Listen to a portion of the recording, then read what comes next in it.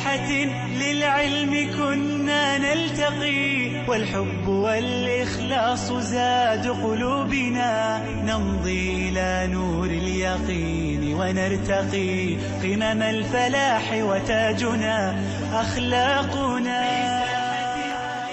Assalamu alaikum wa rahmatullah, bienvenidos a Consultas Islámicas. Hoy estamos a jueves 14 de abril de 2016, correspondiente al día 7 de Rajab de 1437. Estamos de vuelta con ustedes y, como siempre, doy la bienvenida a mi querido hermano Mohamed Said Aliles. Assalamu alaikum wa rahmatullah. Pues encantado de tenerte de nuevo y, inshallah, dispuestos a contestar las preguntas que ustedes nos envían a través de estas diferentes vías que, como siempre, paso a detallar. Tienen el número de teléfono que es el 911 73 02 51 y tienen también el email que es consultas@cordobainternacional.com. Si lo prefieren, también nos pueden enviar sus preguntas a través de Facebook, a través de nuestra página facebook.com/consultas islámicas. Ahí nos pueden seguir, comentar y también enviarnos por privado sus dudas. Empezamos, sin más, inshallah, a contestar algunas preguntas porque tenemos bastantes y muy variadas de diferentes temas. Antes de las preguntas, Ricardo nos envía un email que me gustaría leer, muy corto, pero que me llegó, que me gustó bastante. Dice Ricardo: buenas noches, quiero desde luego felicitarles por la labor que están haciendo en este programa y decirles que aprendo mucho sobre el Islam con vosotros.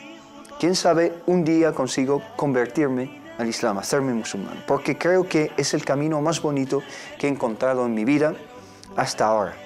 También deciros que gracias al programa 10 de 2014 tuve la bendición de escuchar de la voz del hermano Taufik consejos acerca de libros como El Jardín de los Justos y El Néctar Sellado. Muchísimas gracias a todos por todo. Es decir, que nos sigue desde hace 2 años y, alhamdulillah, ha descubierto muchísimo acerca del Islam y ha leído estas lecturas gracias a recomendaciones que ha escuchado aquí. Nos llegan muchos mensajes así que de vez en cuando queremos compartir con todos ustedes. Empezamos, por ejemplo, con Ismail.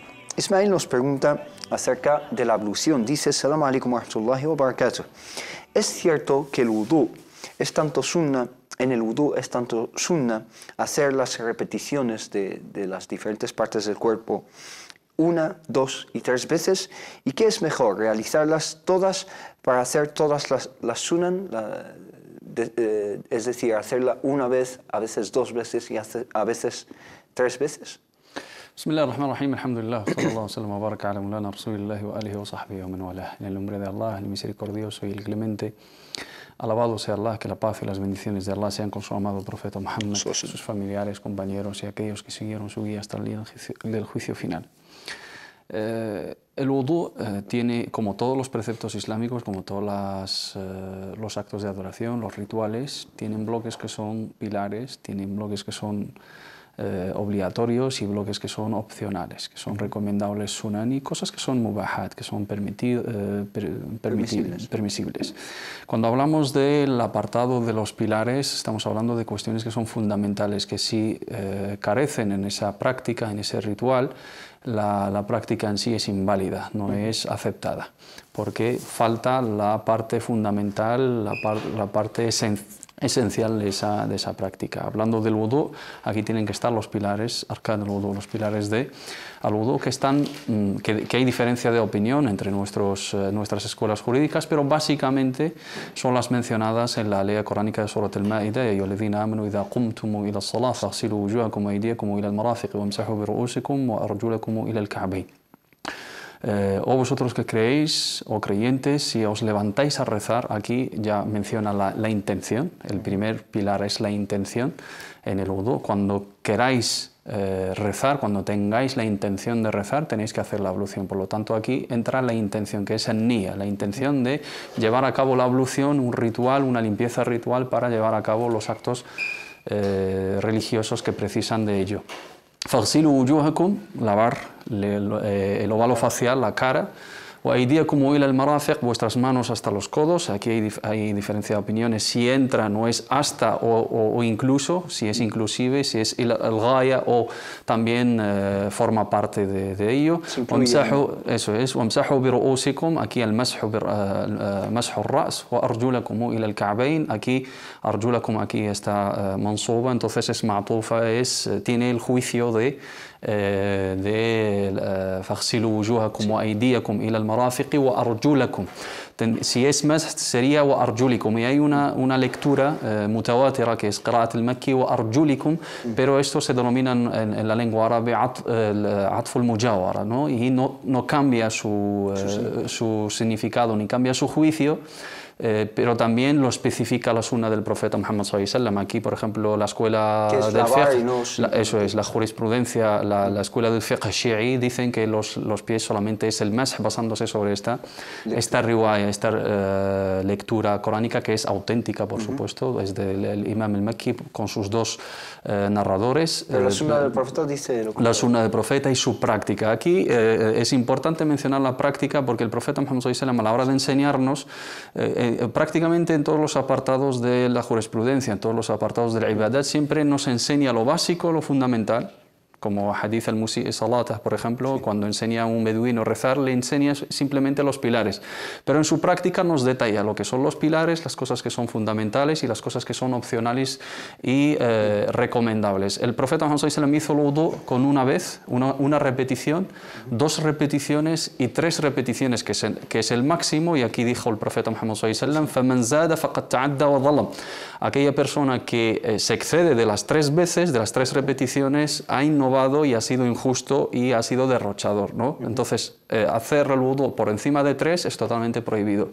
Hacerlo 3 sería la sunna completa, como lo hacía el profeta Muhammad sallallahu alaihi wasallam. La suciedad, por ejemplo, no se quita con 3 veces. Ahí se limita a las 3 veces que son la práctica ritual, y luego, una vez terminada la práctica ritual, puede recurrir a más veces para eliminar esa suciedad o eliminar alguna mancha o lo que sea, ¿no? Pero las 3 veces en este caso son las que marcadas de rito, de la ablución ritual, ¿no? De esa ibada, esa práctica religiosa. Hizo una vez, hizo 2 veces, hizo 3. Cuando tenemos variaciones en la sunan, en la manera de enseñar del profeta Muhammad sallallahu alaihi wasallam, hay sabios que dicen que tenemos de hacer el tanwi', de probar las 3 o 4 o 2 versiones para isabat as-sunnah, para así hacer coincidir con todas las sunan, pero sin olvidarnos de as-sunnah da'ima, la sunna frecuente, continuada del profeta Muhammad sallallahu alaihi wasallam. Nos puede enseñar la norma, nos puede enseñar 3 opciones, pero una de ellas es la frecuente. Y es la completa, no debemos renunciar a la forma completa que tiene más recompensa y la que hizo el profeta Muhammad sallallahu alaihi wasallam, y recurrir a las que son eventuales, a las que son específicas para casos en concreto. ¿Por qué hizo la de una vez? Para darnos a entender de que con una es válido para casos de que no tengamos suficiente agua, no tengamos suficiente tiempo, tengamos mucha prisa, etcétera. Tenemos que economizar el uso del agua, entonces con una o con 2 es suficiente. Pero la sunna y lo perfecto y lo ideal y lo completo, ¿cuál es? 3 veces, y eso es lo que hacía el profeta Muhammad sallallahu alaihi wasallam. Hacerlo eventualmente para dar con la sunna, sí. Recurrir a ello por necesidad también, pero tomarlo como norma y como hábito e ir saltando entre las 3 opciones no sería lo ideal, aunque es correcto. Barakallahu. Tenemos al teléfono a Sheima desde Ceuta. Assalamu alaikum. Assalamu alaikum, Sheima. Assalamu alaikum. Bueno, en primer lugar me gustaría felicitaros por el programa, y bueno, mi pregunta es, estoy estudiando un grado y pues en el último año del grado pues tengo la opción de hacer la práctica en el extranjero. Sí. Y me gustaría saber si está permitido que una mujer viaje al extranjero, se quede ahí un determinado tiempo sola. Entendido. ¿Es una modalidad que no existe aquí en España? Sí, pero te dan la opción de hacerla ahí y te beneficia bastante para aprender el idioma. ¿Tienes familiares directos en el país al cual vas a viajar? No. Entendido. ¿Alguna otra pregunta, hermana Sheima? No, no, muchísimas gracias. Lo único que muchísimas gracias por el programa, que gracias a Dios nos beneficia a todos. Gracias a ti, Barakallahu fik. Salam alaikum. Muchísimas gracias. Gracias. Hasta luego. Bueno, la pregunta de Shima acerca de estudiar en otro país, ¿por qué le beneficia, le aporta en su carrera? Aquí se plantea la cuestión de, digamos, el juicio o el estatuto legal del tema del viaje de la mujer sola, teniendo en cuenta los textos sagrados que tenemos, los hadices del profeta Muhammad sallallahu alaihi wasallam, y el concepto de viaje y esa protección que tiene en cuenta el Islam a la hora de hablar de esas cuestiones. Jurídicamente, la cuestión del viaje está sujeta a debate entre nuestros sabios, ¿no? Hay hadices del profeta Muhammad sallallahu alaihi wasallam auténticos donde se dice que la mujer no debe viajar un viaje largo, ¿no? Que conlleva riesgo, que conlleva complicaciones, que conlleva esfuerzo, sola, sin ser acompañada por un varón mahram, por un varón, un familiar directo de los cuales pueda estar a su servicio, su protección. Esto no es discriminar a la mujer, ni restarle importancia, ni, digamos, imponerle una tutela porque no es responsable, sino es todo lo contrario, se puede ver desde la otra perspectiva de que le aporta una protección, le aporta una facilidad, está a su servicio para los casos de contratiempos que puedan surgir. No todos los viajes acaban, digamos, en problemas ni surgen en ellos complicaciones, pero muchas veces y algunas veces puede surgir, y entonces si la persona, tanto hombre como mujer, se nos puede complicar la vida en un viaje cuando nos trasladamos a un lugar donde no tenemos a nadie, cuando estamos recorriendo largas distancias, podemos perder nuestras pertenencias, podemos ser robados, si vamos en coche se puede pinchar la rueda, podemos tener alguna avería, si estamos en un aeropuerto, hacemos una escala, se puede perder el equipaje, si vamos a un país y podemos perdernos, etc., etc. Entonces, aquí cuando se habla de la figura de la mujer en ese viaje, se piensa en su comodidad, se piensa en su seguridad y se piensa en su protección, ¿no? Pero también tenemos hadices del profeta Muhammad sallallahu alaihi wasallam que nos dan a entender que esa prohibición del viaje está condicionada con la cuestión de la seguridad. En el momento que tengamos esa seguridad, hadith Adi ibn Hatim, que está en el Bukhari, cuando habla el profeta Muhammad sallallahu alaihi wasallam de una situación en el futuro, habla de una situación del futuro. Dice que va a venir un día, va a venir un tiempo en el cual la mujer va a viajar desde Hadramaut hasta Meca sin temer nada por su vida, salvo, digamos, los lobos por su rebaño, dando a entender de que va a haber una seguridad y va a haber una protección y va a haber una estabilidad, ¿no? Sí. Securitaria en ese sentido. Y ahí ciertas escuelas jurídicas dicen que cuando es un viaje seguro, corto, pero están hablando del traslado, están hablando del trayecto, ¿no? Toda esta cuestión es trasladarse de un sitio a otro a solas. Aquí podemos hablar de que si el trayecto es corto, en avión, una mujer va a viajar de una ciudad a otra, en un viaje seguro, en un aeropuerto, en un medio de transporte seguro, y se va a trasladar de una casa familiar a otra, de un lugar a otro, donde va a estar protegida, acogida, etc. Pero aquí estamos hablando de ir a otro sitio a solas, estar en otro país a solas, digamos, vivir una experiencia a solas sin tener ninguna protección de un familiar, sin tener los familiares cerca, para los casos de contratiempos, imprevistos, problemas, enfermedades, etc.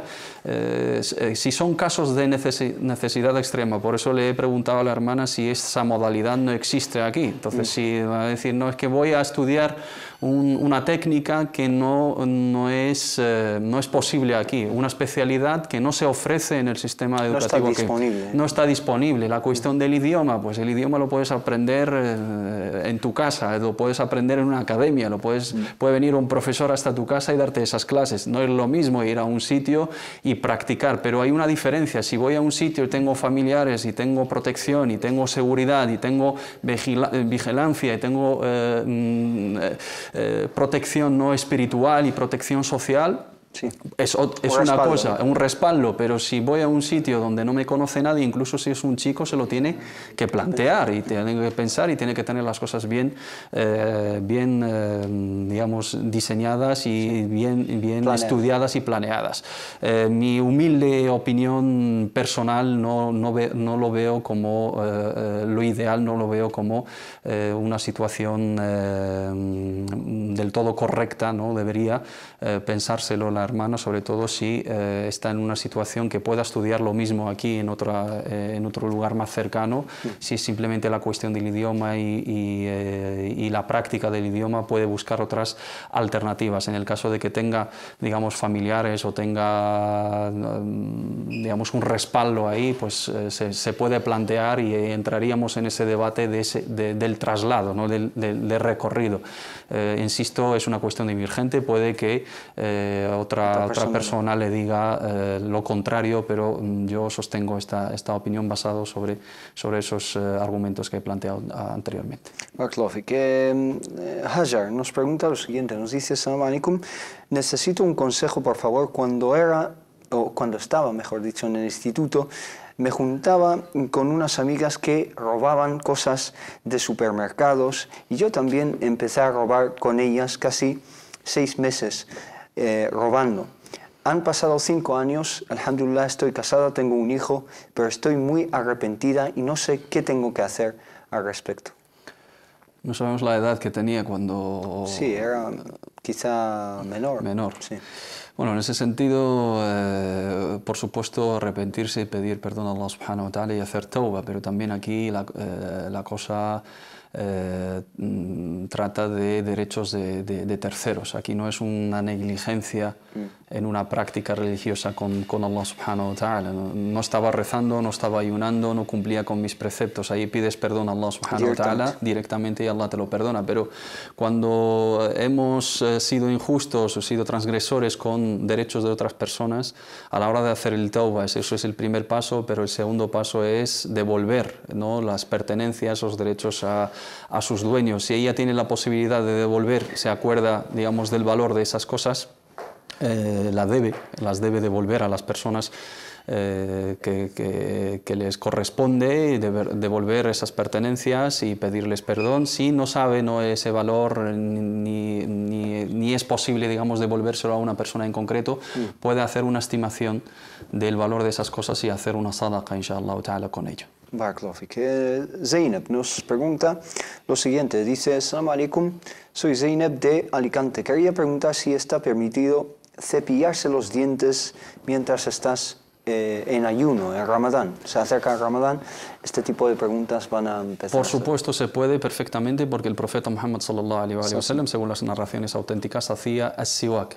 كان النبي صلى الله عليه وآله وسلم يستعمل السواك وهو صائم. El profeta Muhammad sallallahu alaihi wasallam utilizaba el siwak, que era digamos, un equivalente de cepillarse los dientes en la actualidad. Ciertos hermanos pueden decir: no, es que eso es un remedio natural y no tiene sustancias químicas, no tiene sabor, no tiene digamos, aroma, etc.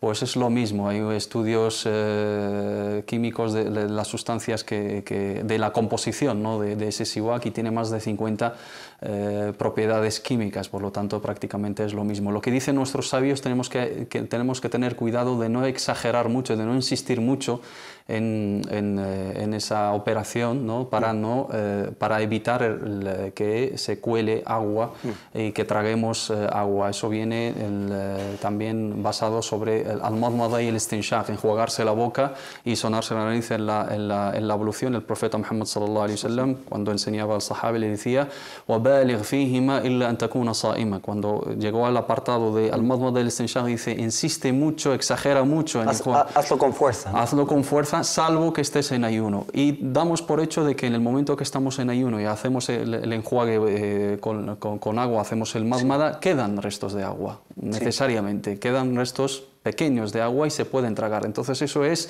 como dicen nuestros sabios, eso son baqaya ma'fuun anha, son cantidades mínimas, restos que no se entran en consideración. Entonces si nos cepillamos los dientes, que es hacer el siwak, y lo hacía el profeta Muhammad sallallahu alaihi wasallam, sin exagerar, quedan pequeños restos, tragamos pequeñas cantidades de agua, eso no afecta en absoluto. Pero si exageramos, estamos ahí media hora cepillando los dientes y nos enjuagamos de manera, digamos, exagerada, y eso conlleva que traguemos agua durante el ayuno, ahí sí que podemos afectar nuestro ayuno. Pero como norma se puede utilizar perfectamente y no hay ningún horario. Hay ciertas escuelas que dicen hasta antes del dhuhr, después del dhuhr no se puede hacer el siwak, eso no tiene ningún fundamento. Te puedes utilizar el siwak o cepillarte los dientes a lo largo de todo el día en todo Ramadán. Que una hermana Amira nos pregunta lo siguiente, dice: Salam alaikum, mi pregunta es que hace 2 años me puse el DIU, es un anticonceptivo y desde entonces tengo la regla irregular, me viene 15 días y cuando me viene la tengo primero 3 días, luego se va unos 2 o 3 días y vuelve después y ya la tengo hasta 15 días seguidos. Quería saber cómo hago en los rezos en esos días, en esos 3 días, disculpa, que no la tengo. Y si tengo que estar sin rezar 15 días seguidos. Repite, perdona, los días de... Sí, que en medio de la regla hay un periodo de 2 o 3 días que no la tiene. Entonces en esos días sí tiene que rezar o no. ¿Se corta? Sí. Pero luego vuelve a tenerla. Vuelve, sí. Dice, un periodo de 15 días. Me viene un periodo de 15 días y cuando me viene la tengo primero 3 días, luego se va unos 2 o 3 días y vuelve después y ya la tengo hasta los 15 días. Sí, ahí se consideran, bueno, ahí tiene que tener en cuenta, tiene que basarse, ¿no?, sobre los indicios, ¿no?, sobre los detalles de su propio periodo. Si a veces se interrumpe, pero esa interrupción con pequeñas, digamos, con pequeños flujos o con pequeñas cantidades de sangre, ahí esos días no los considera como días de purificación, de limpieza, de tahara, de menstruación, sobre todo que entran en la franja marcada por la jurisprudencia, que es un máximo de 15 días. No considera que esos días son limpieza, no, purificación tahara del haid, tiene que considerarlos como haid, y una vez pasado el periodo de 15 días, ahí se hace la ablución, se hace el lavado ritual y vuelve a rezar. Entonces, superado los 15 días entra en una estejada, en metrorragia, y ahí da igual. Durante esos días no reza. No reza. No hay una tampoco, ¿no? Muy bien. Umeima nos pregunta lo siguiente, dice, una pregunta que me salió, es que me salió es un señor que nos pregunta, una pregunta, y es que me salió un trabajo de chofer privado para traslados de clientes del hotel al aeropuerto, pero también tengo un servicio fúnebre para llevar a los familiares de fallecidos a los tanatorios. Mi pregunta es si mi entrada al tanatorio para dejar los clientes y recogerlos para llevarles a su retorno, se considera haram, se considera ilícita entrar a ese sitio no islámico, dice.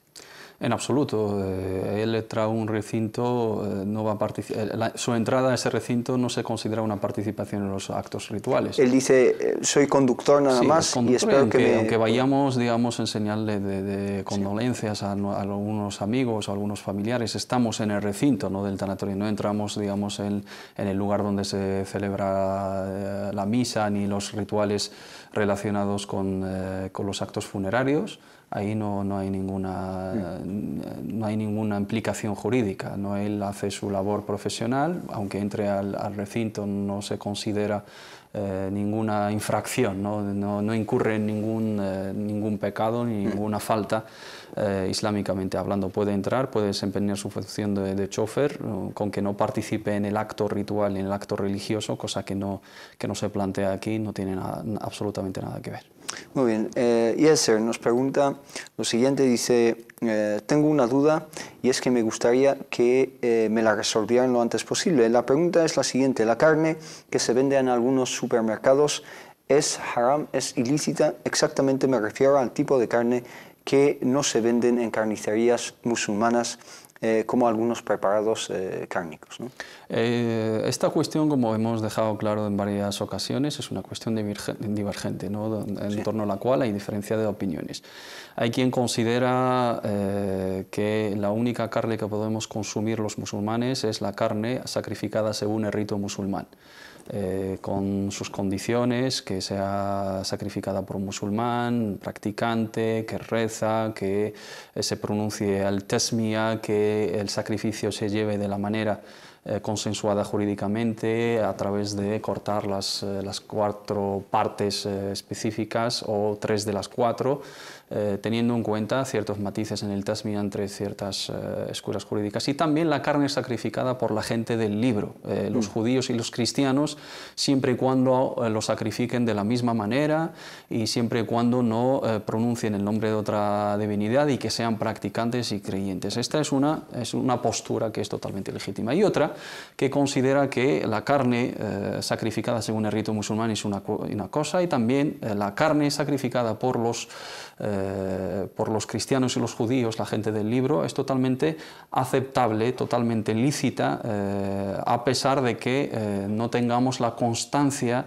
de que son practicantes, de que son creyentes, y a pesar de que no tengamos constancia también de la manera del sacrificio. Mientras sea desangrado ese animal, no sea una carroña, no sea una meita, será aceptable. Y consideran los países europeos, los países americanos, como países tradicionalmente católicos, cristianos o tradicionalmente judío-cristianos. No entran si el matarife es practicante, va a misa, el individuo en sí, ¿no? Sino el país.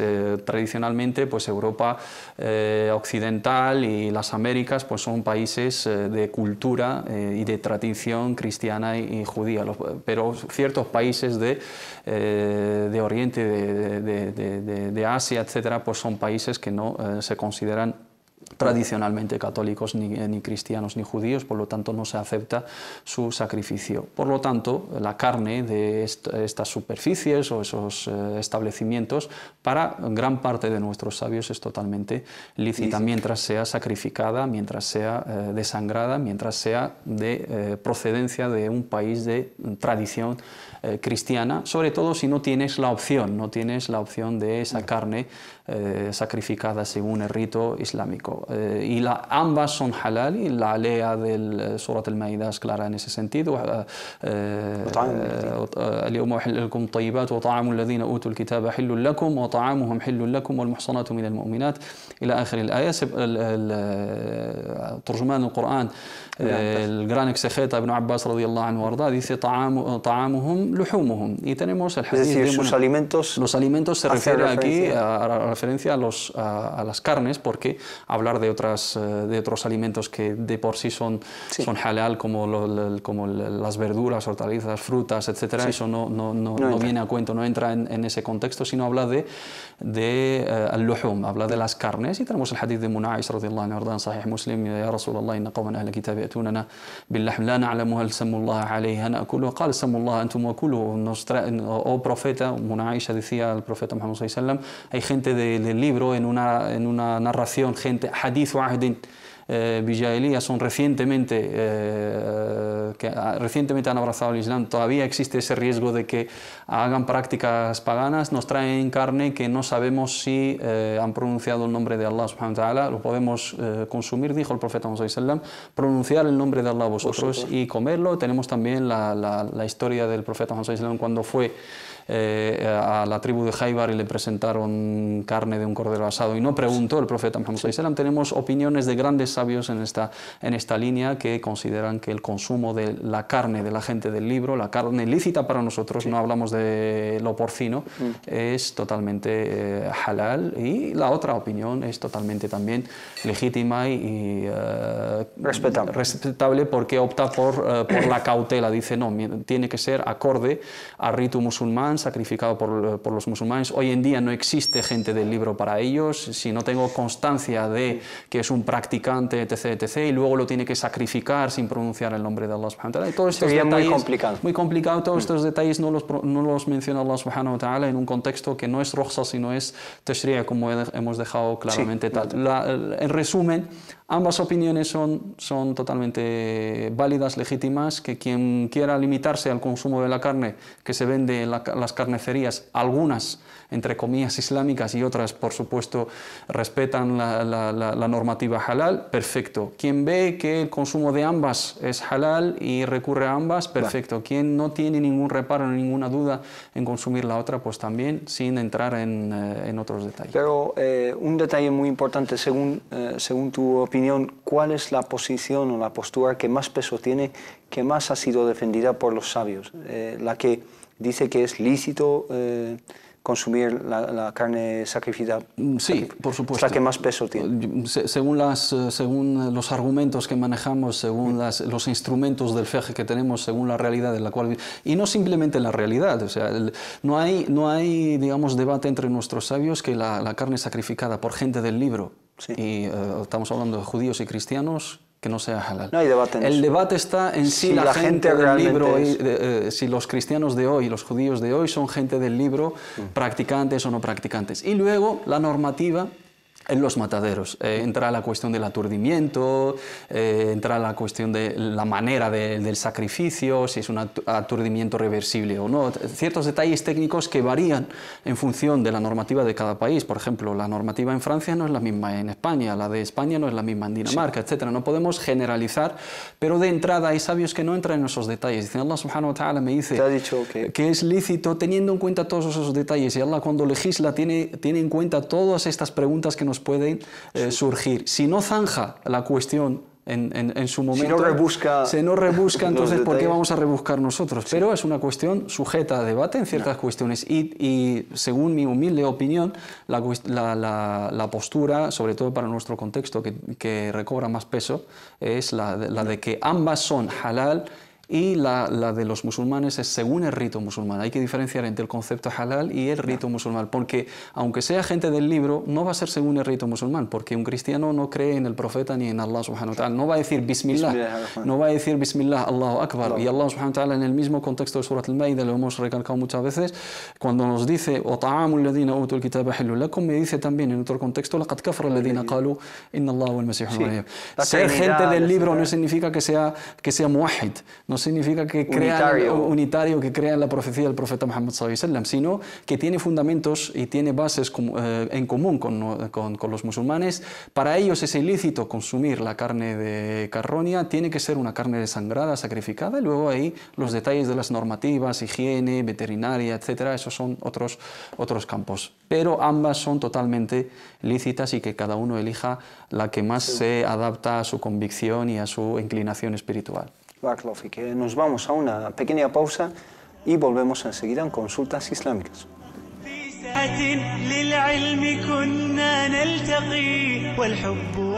Bienvenidos de nuevo a Consultas Islámicas. Les recuerdo el número de teléfono si nos quieren llamar en directo, es el 911 73 02 51. Teníamos muchas preguntas pendientes que planteamos a nuestro hermano Mohamed Said Aliles aquí en Plató.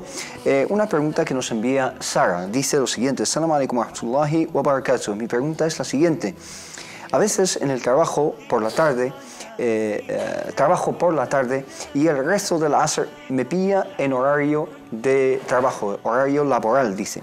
Normalmente rezo en una mini habitación que hay, pero está bastante descuidada, sucia, y los compañeros entran ahí a fumar también, y a veces incluso entran mientras estoy rezando, y al ser la habitación tan pequeña incluso me dan con la puerta.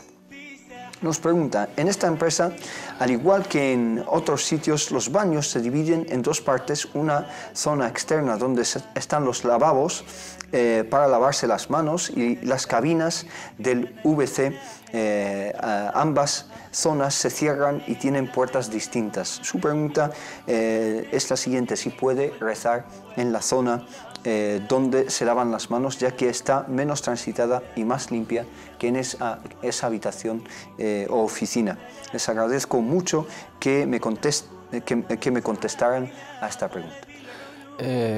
Si es un lugar limpio, puro, no contiene, digamos, impurezas, najasat, tiene la posibilidad de dirigirse hacia la qibla y puede llevar a cabo su oración tranquilamente sin ningún problema, ya que está separado de la parte, digamos, de los servicios, donde, digamos, imaginamos que hay suciedad y hay impurezas, y al no tener otra alternativa, o la alternativa que tiene no es la ideal, ahí puede perfectamente rezar, que ponga algún aislante, ¿no? Alguna separación, una alfombra, una toalla, un cartón, cualquier cosa, y también que tenga la certeza de que el lugar no contiene ninguna impureza, porque una de las condiciones del lugar donde se celebre la oración tiene que ser tahir única y exclusivamente, y que pueda dirigirse hacia el qibla, inshallah ta'ala. Si no tiene otra opción, y la que tiene la habitación esa pequeña pues es frecuentada por gente, donde fuman, donde le molestan, donde no puede celebrar tranquilamente su oración, puede ir a esa zona cerrada, limpia, pura, aislada digamos, de cualquier distracción, y puede celebrar su oración al no tener otra opción, inshallah.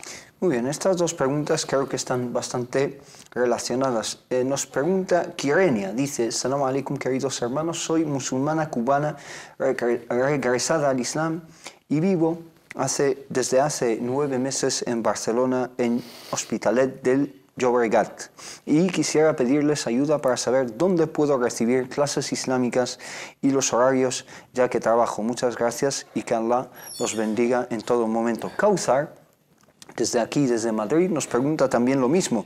Dice: Salam alaikum, hermanos, soy Kauthar de la zona norte de Madrid y mi gran duda es que quiero aumentar mi conocimiento sobre mi religión, ya que son muy limitados. Nos pregunta cómo puedo estudiar el Islam. ¿Hay alguna escuela para adultos en la Comunidad de Madrid? ¿Me podrían recomendar dónde puedo conseguir libros y material para ello? Por supuesto, en las mezquitas, en las zonas donde residen, hay programas de enseñanza. Tienen que acercarse a las mezquitas de su zona, preguntar si tienen clases, si organizan algún tipo de eventos o de clases dedicadas para nuevos musulmanes o para gente que quiere ampliar su conocimiento religioso. Doy por hecho de que se celebran charlas ahí de los imames, no sé si en ambos idiomas o simplemente en árabe. También las asociaciones islámicas locales deben de llevar a cabo actividades que puedan ser de su interés. Mientras tanto, alhamdulillah, siguiendo también nuestro canal, viendo los vídeos en nuestro canal de YouTube, tenemos muchísimos programas con los cuales pueden aprender. Tenemos un programa de recitación, de enseñanza de recitación del Sagrado Corán, tenemos un programa de prácticas del Islam, tenemos un programa sobre ciencia en el Islam, tenemos programas sobre algunas recomendaciones de libros que se puedan leer, tienen programas de consultas islámicas, más de 150 capítulos, tienen prácticamente, no sé si 200 capítulos del programa de Majalis, tanto de Ramadán como de 2 o 3 temporadas, que tratamos muchísimos temas culturales, sociales, religiosos, espirituales, políticos, efemérides, historia del Islam, biografía del profeta Muhammad sallallahu alaihi wasallam, y también se pueden basar sobre la adquisición de libros, ¿no?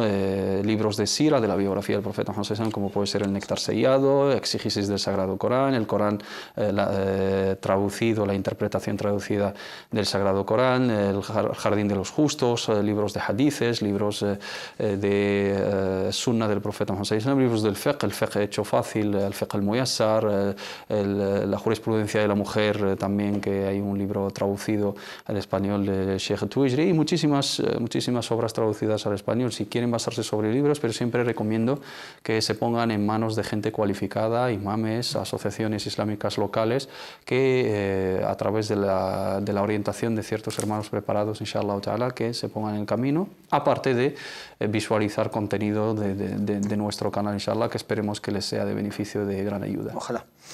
Barakallahu fik.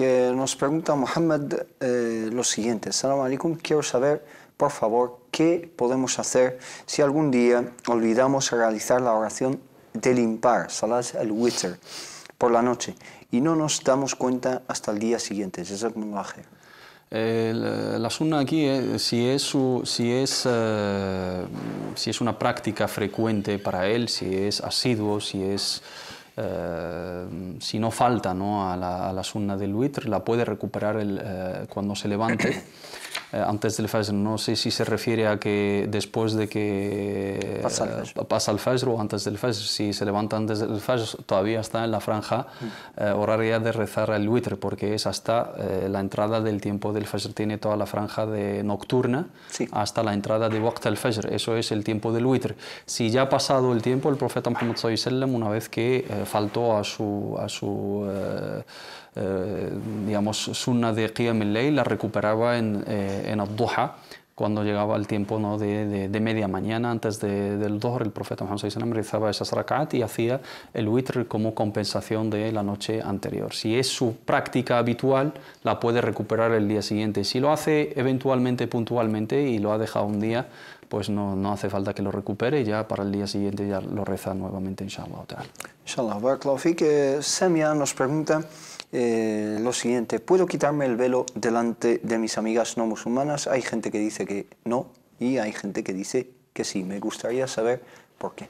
Es una cuestión divergente, como hemos planteado aquí también. El porqué es la ley coránica, ¿no?, en Surat An-Nur: وَلَا يُبْدِينَ زِينَتَهُنَّ إِلَّا لِبُعُولَتِهِنَّ وَآبَائِهِنَّ وَآبَاءِ بُعُولَتِهِنَّ أو أبنائهن وأبناء بعولتهن وإخوانهن وبني إخوانهن وبني أخواتهن أو نسائهن. Y que no muestren sus encantos y no muestren su belleza, sino a sus padres y a sus maridos, y los padres de sus maridos, sus hijos y los hijos de sus maridos, sus hermanos y los hijos de sus hermanos y los hijos de sus hermanas y sus mujeres.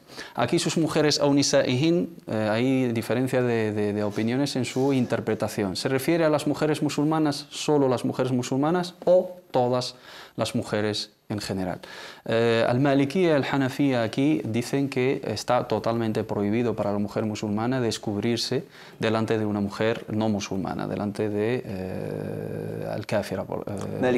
Al-Malikiyya y al-Hanafiyya, basándose sobre esta lea, diciendo que nisaihinna aquí se refiere a las mujeres musulmanas, au nisaihinna hunna, wala yubdina zinatahunna, esas mujeres que no enseñen sus encantos sino delante de tal y tal y tal, y sus mujeres, las mujeres de su confesión. Al-Shafi'iyya dicen que sí se puede, pero solo aquellas partes que se muestran habitualmente en la actividad laboral. Dicen, pues, al-wajh, al-ras, las manos hasta el marafiq y los pies hasta el rukba, lo que es habitual de enseñar en los momentos que están haciendo alguna labor doméstica o están en un grupo de mujeres. Y el Hanabila han sido más flexibles en este ámbito y dijeron que aurat al-muslima es la misma, con el kafira es la misma que con al-muslima. Digamos, las partes pudendas que hay que tener en cuenta para la mujer musulmana delante de las no musulmanas es la misma que delante de las musulmanas, es decir, de surra hasta rukba, del ombligo hasta las rodillas.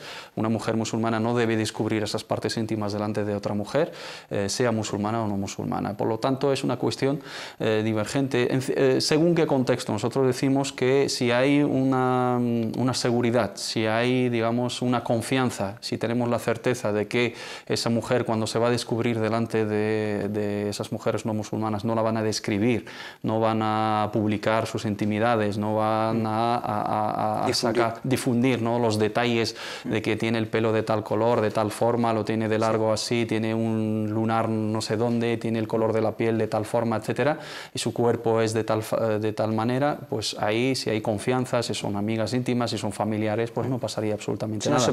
Si son ambientes cerrados, pero si hay un riesgo de ir a sitios donde no hay esa confianza, donde no puede estar segura de que su intimidad va a ser protegida, mejor no. Pues ahí optar por la cautela y no el argumento que utilizan el Shafi'iyya y el Hanabila es el caso de una Aisha, que tenía una mujer judía que la frecuentaba y no se tapaba delante de ella cuando entraba a su casa y decían que esto es una práctica de la mujer del profeta Muhammad sallallahu alaihi wasallam. No hay constancia, ¿no?, específica de que la mujer musulmana tiene que cubrirse, ¿no?, y teniendo en cuenta que esa ley es ambigua en el sentido de que se puede interpretar de ambas maneras, por lo tanto lo dejamos a la consideración de la propia persona. Nasera nos pregunta lo siguiente. Assalamu alaikum wa rahmatullah. Quería hacerles una pregunta sobre mi madre. Ella está casada con mi padre ateo, es decir, que no cree en nada.